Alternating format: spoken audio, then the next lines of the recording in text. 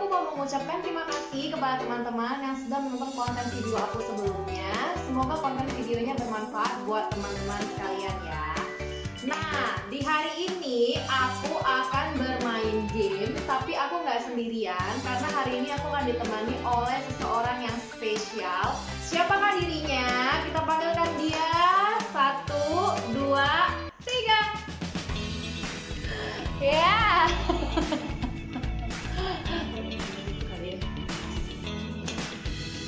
Oke, yeay. Nah, perkenalkan diri dulu Mas. Masnya dari mana? Ya, Bill Sandi dari Depok. Dari Depok, baik. Datang ke sini tujuannya apa? Apakah terpaksa atau tidak? Volunteer saya. Oke, volunteer ya. Volunteer, tapi ini kalau naik subscriber sama viewersnya aku bakal sering panggil kamu loh. Iya.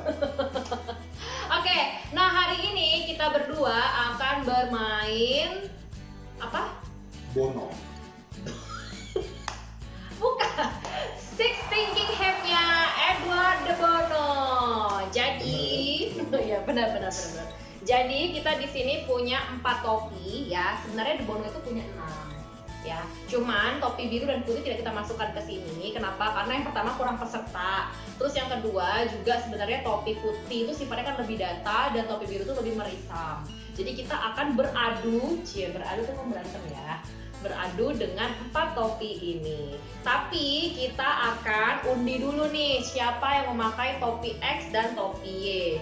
Kita undi pakai spin wheel. Kok susah banget ya ngomong spin wheel ini. Wheel of names. Oke, kita buka dulu.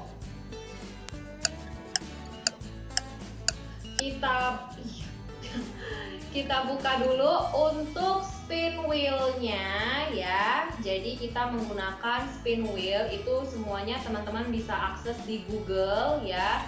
Namanya adalah wheelofnames.com ya. Jadi ini kita akan sebelumnya itu kita akan buat dulu untuk warna-warnanya. Ada 4 warna ya, sesuai dengan topi yang tadi. Ada warna hijau, hitam, merah, dan kuning. Ini tinggal diketik aja di kolom yang Tersedia. ya, kolom yang tersedia. Oke, nah sekarang kita putar dulu untuk yang pertama. Aku Ini pengen Bill merah. ya. Nggak bisa, Bindi. Oke, Bill di sesi pertama menggunakan warna Hitam. hitam. Oke, lanjut. Dia menutup topinya, Pak. Topi hitam. Topi hitam. Dan di sesi kedua nanti, jadi ada 2 topik ya teman-teman. Sesi kedua nanti Bill akan menggunakan topi Yes. merah ya. Oke, dan aku menggunakan topi. Ini untuk sesi pertama ya. Karina akan menggunakan topi Hijau. hijau.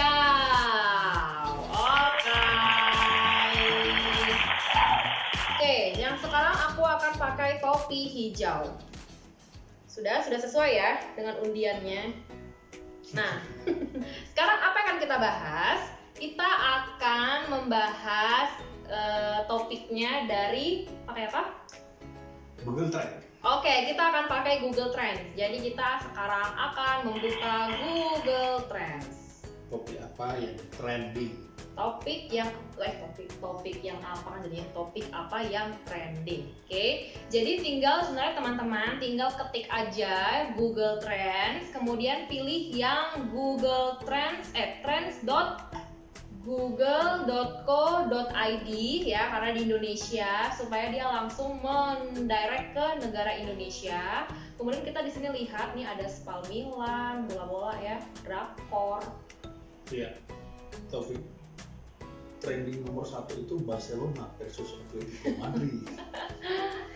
Kita nih akan bahas apa dulu nih? Topik yang pertama itu terkait dengan PPDB Jakarta, penerimaan peserta didik baru. ya, penerimaan peserta didik baru Jakarta. Oke, nah sekarang PPDB itu tadi trending berapa? trending topik yang ketiga. Nah, sekarang kita akan lihat dulu. Jadi, PPDB ini adalah membahas terkait dengan seputar pendaftaran peserta didik baru di Indonesia. yes, ya. Dan ini kita berbicara khusus untuk DKI Jakarta ya. Jadi coba dibacakan dulu. Jadi untuk cara-cara pendaftarannya itu simple sebenarnya. Tinggal akses di situs ppdb.jakarta.go.id. Oke. Jadi untuk cakupannya ada di SD, SMP, SMA, dan SMK. Untuk yang SD dibedakan lagi dalam DKI atau di luar DKI. Untuk yang dalam DKI pilih zonasinya atau dipilih zonasi provinsi. Ya, untuk di luar DKI pilih luar DKI Jakarta.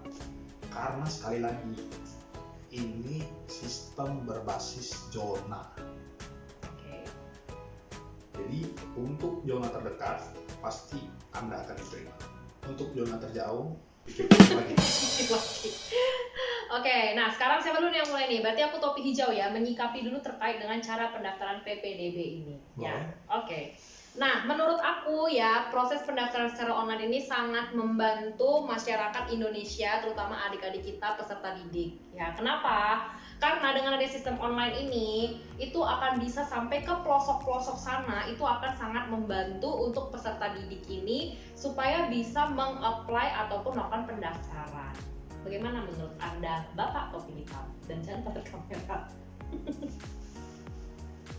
Menurut saya di sistem PPDB ini memiliki banyak sekali kekurangan.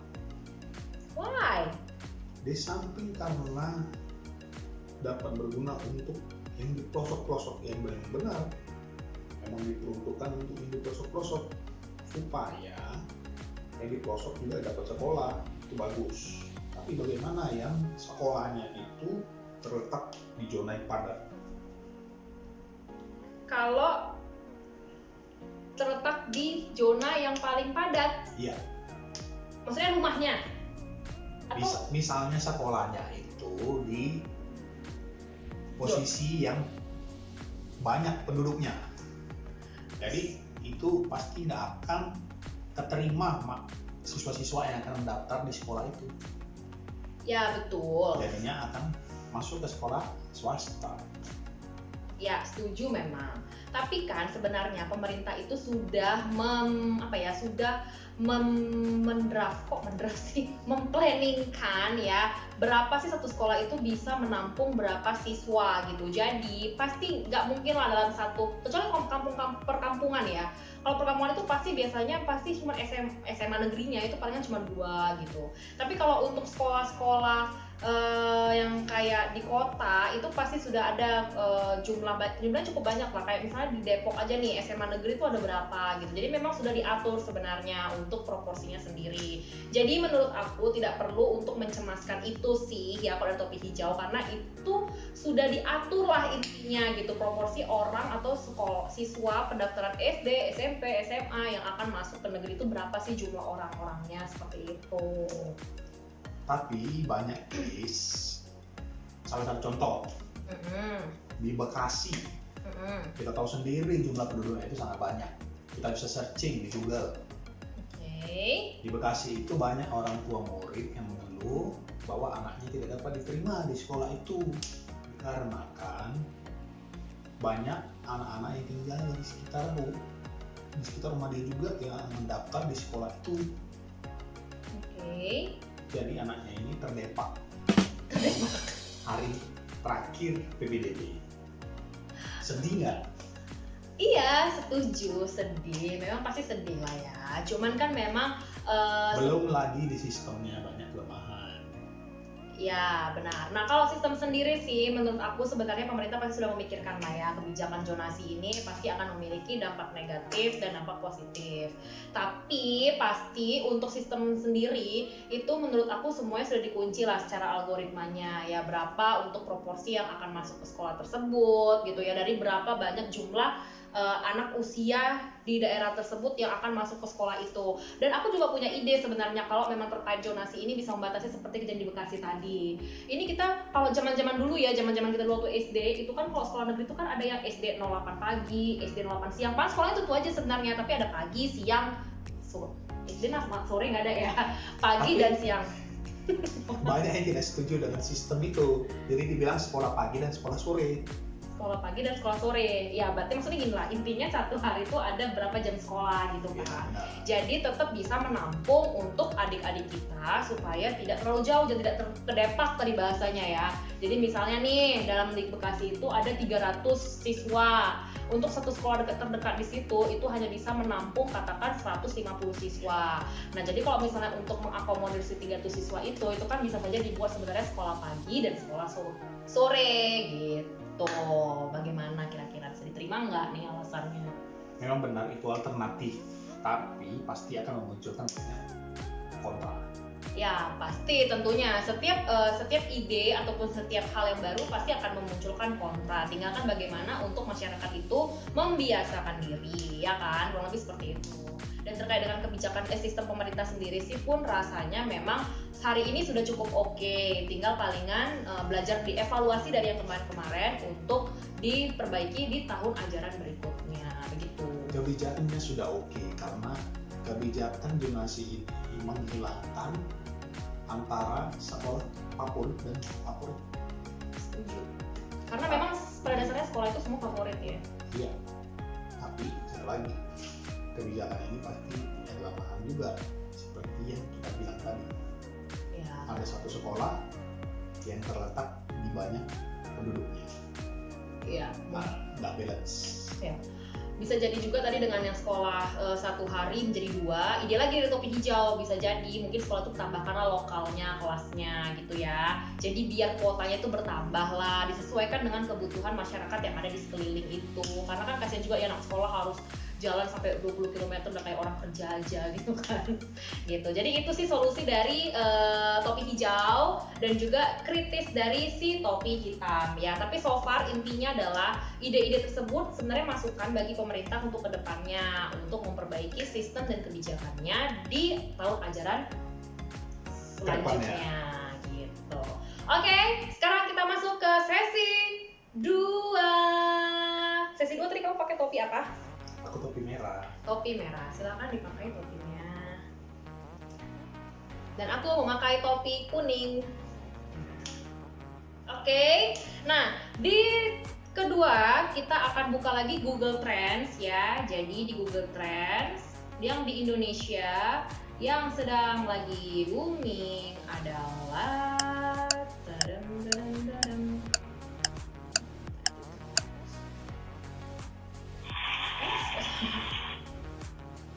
yang kedua adalah terkait dengan masalah PLN. Oke? Bisa kasih tahu terkait apa sih sebenarnya PLN ini didiskusikan topiknya gitu. Jadi PLN ini memberikan semacam token listrik gratis atau pengurangan 50%. Yang gratis itu untuk 450 volt ampere, yang pengurangan 50% untuk konsumen yang pakai 900 volt ampere. Jadi trennya ini adalah PLN sedang melakukan subsidi listrik. Oke. Dengan cara klaimnya ada 2, yaitu dengan cara menghubungi PLN lewat grup WhatsApp atau nomor WhatsApp. Yang kedua dengan mengunjungi website pln.go.id. Oke, nah sekarang masuk ke, tadi kan topi hijau ada 2 nih, sekarang topi merah. Kira-kira menyikapi ini bagaimana melihatnya? Saya cukup prihatin, kedua belah pihak ini saya prihatinkan. Karena si PLN akan mungkin kekurangan pemasukan karena dia masih melakukan subsidi listrik. Meskipun pemerintah melakukan suntikan dana, karena banyak pengguna PLN atau konsumen PLN yang pakai daya itu yang 450 dan 900. jutaan. Jika kita kalikan saja, ada berapa triliun?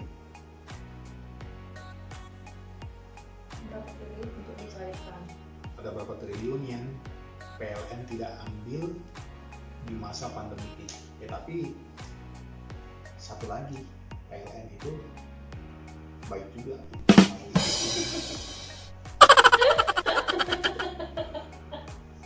Ya, tapi ya walaupun memang banyaklah masyarakat Indonesia. Perasaan merah. Oke, baik. Dan kuning akan memberikan alasan yang logis. Memang betul, jumlah untuk penduduk Indonesia itu kan banyak kan kalangan menengah ke bawah ya, belum semuanya menengah ke atas lah intinya. Dan untuk orang-orang yang menengah ke bawah itu juga pasti listriknya adalah 450 dan 900. Tapi sebenarnya kalau kita bedah lagi, menurutku nih ya, tapi menurutku pribadi ya, jadi bisa jadi informasi faktanya pun sendiri salah atau bagaimana kurang ngerti. Tapi intinya untuk perumahan zaman sekarang itu rata-rata sih sudah di set 1.200 ya, kalau setelah 900 Kalau berapa? perumahan ya 900 atau 1.200 ya? 1.300. 1.300. 1.300. Sudah di set 1.300 gitu. Jadi memang untuk 450 dan 900 ini bisa dibilang untuk perumahan yang mungkin perumahan yang jadul atau juga bisa perkampungan-perkampungan seperti itu. Memang benar banyak jumlah orangnya. Dan tadi yang dikhawatirkan adalah terkait dengan budgetingnya seperti apa. Rasanya sih pemerintah cukup banyak lah ya untuk pemasukannya dari pendapatan daerah gitu ataupun dari pajak-pajak dan lain sebagainya. Dan menurutku kalaupun memang budgetnya si PLN ini kurang, rasanya masih bisa tutupi lah dengan budget-budget yang lain yang ada. Jadi at least untuk di masa apalagi pandemi ini bisa disisihkan dulu, disubsidikan dulu untuk si PLN. Nanti kan kalau semuanya udah membaik, semua sudah terbantu dan sektor ekonomi mulai bertumbuh, pasti nanti bisa dikembalikan PLN lagi ya, sistem pinjam meminjam lah gitu. Jadi jangan worry. Itu sih menurut topik kuning ya. Kekhawatiran Bapak selanjutnya apa? Itu kekhawatiran saya kepada si satu pihak PLN. Oke. Untuk pihak berikutnya, untuk orang yang akan mengklaim subsidi listrik dari PLN ini. Kenapa tuh? Yang saya khawatirkan adalah mereka tidak tahu informasi ini, dan yang kedua mereka tidak tahu cara mengklaim. Mungkin ada beberapa dari pengguna 450 atau 900 yang pada saat ini tidak tahu mengakses informasi atau tidak tahu menggunakan teknologi, karena dua cara yang ditawarkan oleh PLN adalah berbau teknologi digital, yaitu menggunakan WhatsApp dan juga akses website. Jadi untuk itu warga yang tidak dapat mengakses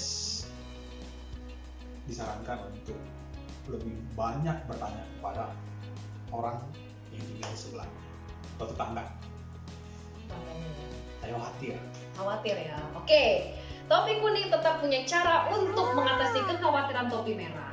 Jadi memang betul ya, di satu sisi memang tidak semua orang ya memiliki handphone yang support untuk internet gitu ya. Ada juga beberapa yang 2G. Tapi menurutku kebijakan pemerintah ini diambil berdasarkan prinsip Pareto. Jadi dilihat jumlah orang yang banyak, misalnya jumlah problem yang banyak lah, atau yang bisa diselesaikan banyak untuk menyelesaikan banyak hal gitu ya. Yang paling besarnya bobotnya. Nah sebenarnya kan orang-orang tuh sekarang udah beralih ke dunia yang handphonenya Android atau iOS yang pokoknya bisa internet. Jadi sebenarnya yang handphone yang poliponik tadi, yang 2G, aku jadi geli gara-gara kamu poliponik. Tenot. poliponik, handphone 2G. Handphone 2G ya. Jadi untuk orang-orang yang seperti itu, pastilah dia bisa minta tolong tetangganya. Atau mungkin kadang-kadang nih aku lihat juga dari masyarakat ya, itu emaknya pakai handphone 2G, anaknya itu 4G loh, gitu. Jadi bisa jadi kalau nggak minta ke tetangga, bisa juga minta tolong ke anaknya juga gitu. Dan aku yakin untuk pemberitahuan tadi ya, kecemasan topi merah, takutnya ada orang yang nggak terinfo karena informasinya itu banyak kan bisa diakses secara cepat di internet gitu. Betul, memang informasi itu paling cepat diakses di internet, tapi jangan khawatir karena pasti PLN itu sudah memberitakan lah ya di sosial media, di media lainnya seperti koran. Kita kan koran sampai hari ini masih ada ya, koran.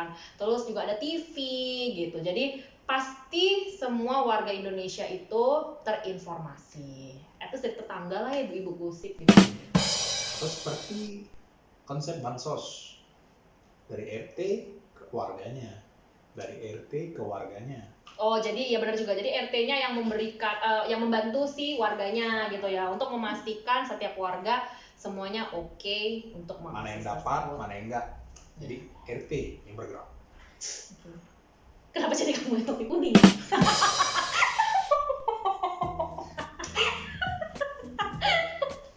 Oke, teman-teman. Jadi pada dasarnya intinya adalah ya, memang pasti topik hijau, hitam, kuning, merah itu pasti memiliki pemikiran masing-masing lah ya terkait dengan itu semua. Dan kita akan membacakan 6 topi De Bono itu gitu loh. Apa-apa saja sih sebenarnya apa saja sih topinya dan apa sih artinya gitu ya. Karena ini memang untuk bisa membantu teman-teman dalam melatih pola pikir gitu. Silakan yang pertama topi putih itu terkenal dengan apanya?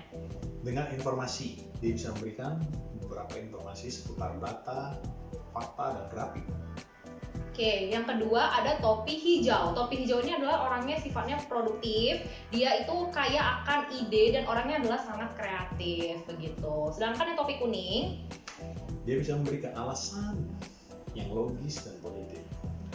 ya, sedangkan untuk yang topi merah itu dia sifatnya adalah lebih emosional. Jadi dia itu menggunakan perasaan, intuisi, firasat, naluri, sama seperti Bill tadi yang worry, takutnya informasinya nggak tersebar secara merata, orang-orang yang susah akses, seperti itu untuk cerminan topi merah ya. Sedangkan topi kuning tadi memberikan alasan untuk menenangkan si topi merah begitu. Dan yang satu lagi itu terkait dengan topi hitam, yaitu Berpikir kritis dalam menilai dan menganalisa sesuatu.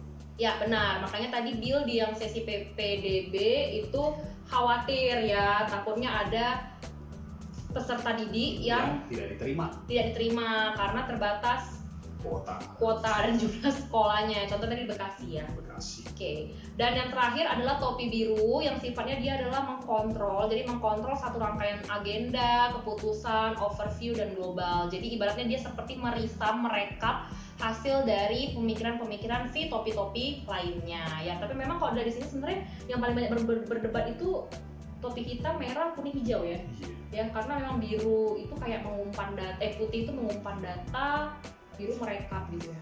Yang biru kesimpulan. Biru kesimpulan. Oke, itu saja ya dari kami berdua terkait dengan games De Bono. Mungkin teman-teman lainnya punya games-games lainnya yang seru atau punya challenge yang bisa untuk kita berdua terima challenge-nya. Dan semuanya bisa teman-teman sampaikan di Kolom komentar di bawah. Oke, dan jangan lupa juga untuk menyaksikan konten-konten aku selanjutnya, atau mungkin ada Bill nanti ya sebagai guest lagi di video aku. Dan jangan lupa untuk Subscribe channel Karina Indah Lestari dan like. Oke semuanya teman-teman, sampai ketemu di konten-konten aku selanjutnya. Selamat beristirahat and See you. God bless you.